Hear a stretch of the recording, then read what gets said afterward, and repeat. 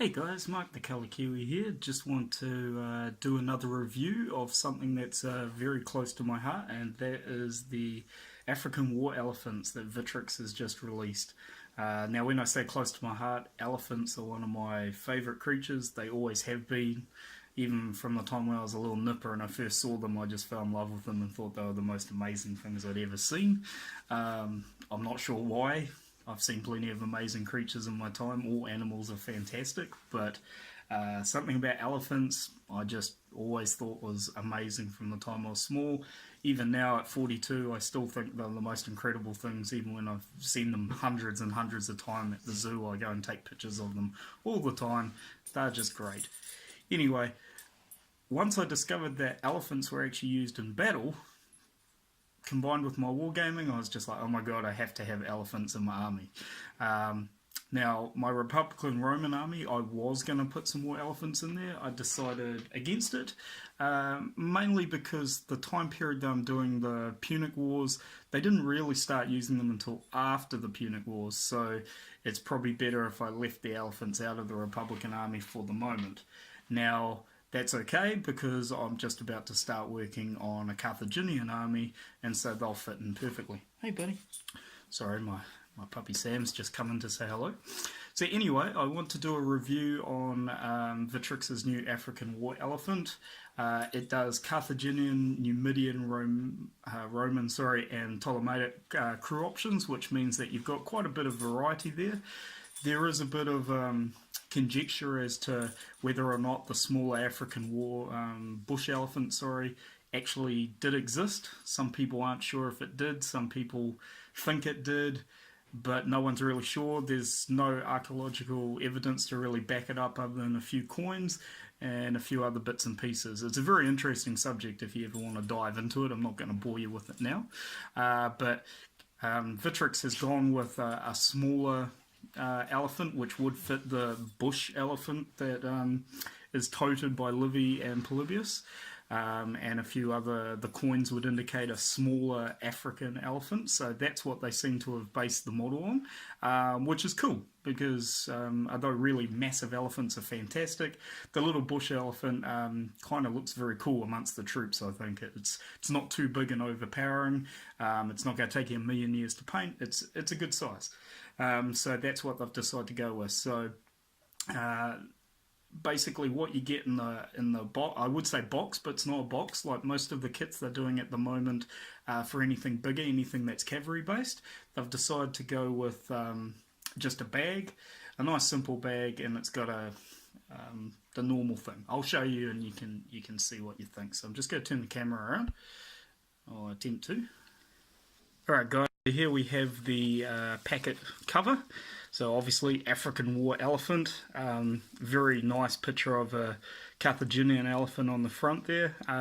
Again, conjecture as to whether or not the Carthaginians were actually using elephants that had howdahs on them.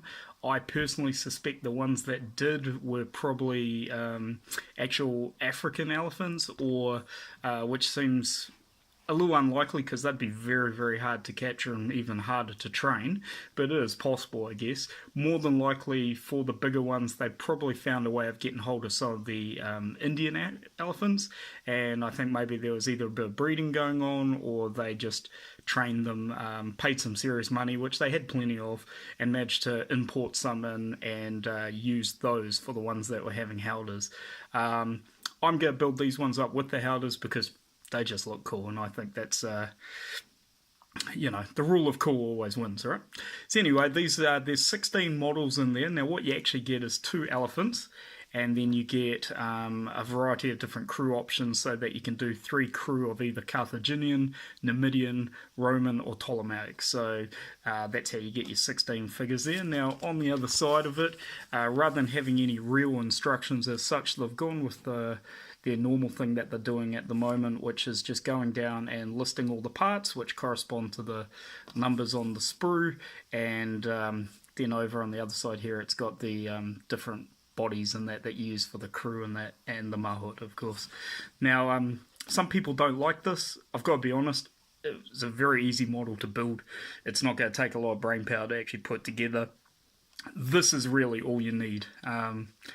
I think the only thing I checked is up here you've got D1 and D2 for the tassel and the bell, just checking to see what that option was really, but other than that, the rest of it's pretty straightforward. Now, this isn't an unboxing as such because I've already actually ripped the packet open and I actually built the first elephant already, but I thought I would show what you get because you get two exactly the same sprues for the elephant, and surprisingly it actually has 3 elephant parts on there. So what you get is you got a nice straight standing one, you've got one that's got its leg lifted up, and then you've got the opposing side. So basically it gives you the option of making an elephant either with his leg up and his leg down. Now there's 2 different trunk options as well, a long trunk and then a folded up trunk, which again gives you 2 different options so you can play around with things. Now, I've seen written somewhere that you've got, with the extra body, you could in theory do a dead elephant, and I'm probably going to try and do that.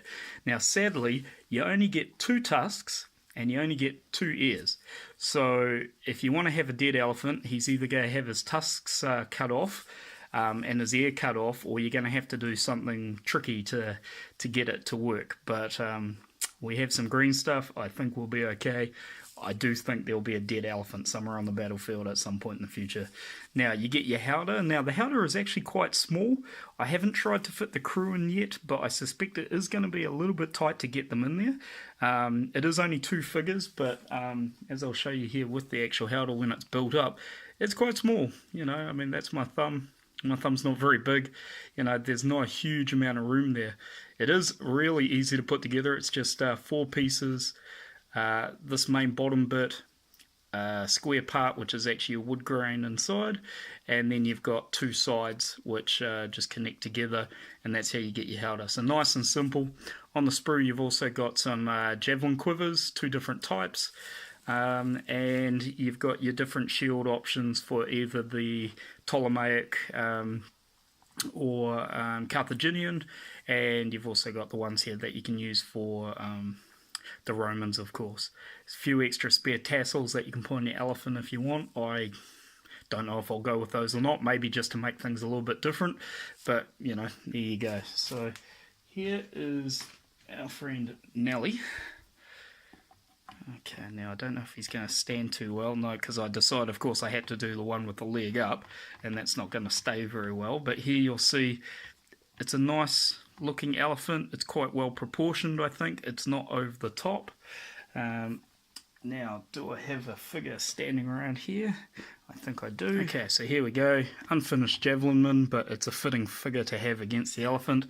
So there's the elephant there. If I raise him up just a little bit, so these go about the same base size, I think you would agree that that's not a bad sized elephant. It's not an over the top full size African elephant as you'd get from south of Africa where they mainly congregate, but nonetheless it does represent quite well, I think, what the northern African bush elephant would be if such a thing did exist. Now with the howdah on top, it's got a nice easy dual clip system here which just allows it just to click on. Now you could magnetize that, I suppose, if you want to be able to take it on and off. And you can imagine there with the mahout, which I haven't put together yet, you know, he'd be sitting like that, and your 2 crew standing inside be like that. So overall, pretty tall model, looks really good. Now with the crew, I'll just put these to the side. You get 2 exactly the same sprues for the crew, so I'll put one to the side here. Alright, now let's have a look. So getting up close, hopefully this looks okay for you guys. These look like these would be your, I would say, Carthaginian, and they're probably your Ptolemaic crew as well. Those would most certainly be your Numidian crew because they've got no armour at all. And then, of course, the chainmail pretty much gives away that those are going to be your Republican Romans. Now, I guess you could use those for your Carthaginians as well, or maybe a combination of one with chainmail, one without, because depending on the time period you're doing, some of Hannibal's veterans stole quite a bit of dead Roman gear. I'm pretty certain that guy on an elephant could bully his way through and make a few good deals as well to grab himself some chainmail, so it doesn't seem too inconceivable. Alright, and again to go along with it, you've got some Roman heads, Numidian heads, Numidian arms. Those definitely would fit the bill as Carthaginian and Ptolemaic heads. You got a crest there, which is kind of cool. Now you have the long pike, which unfortunately you probably don't get to use for the Carthaginians, but that would look really good for a Ptolemaic one. Lots of javelin throwing arms.